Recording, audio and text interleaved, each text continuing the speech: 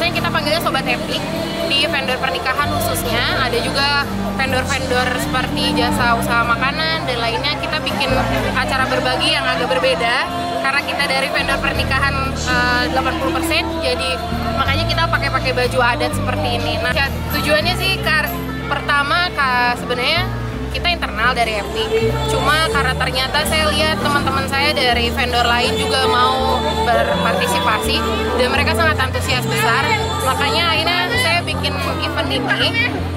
Pertamanya karena kita kan non-job nih selama bulan puasa, vendor-vendor pernikahan. Nah, saya ngumpulin teman-teman seperti ini tujuannya supaya semangat mereka tetap masih ada gitu, sekalipun kita non-job bukan menjadi halangan untuk berbagi.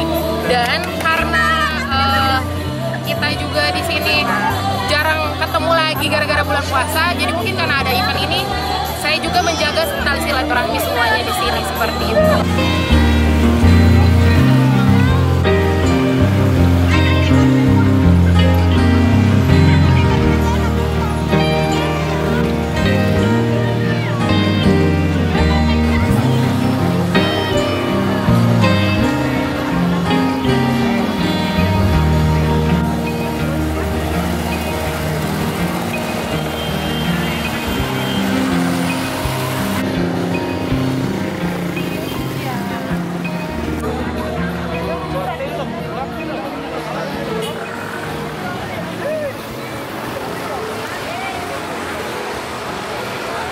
Terima kasih sudah nonton.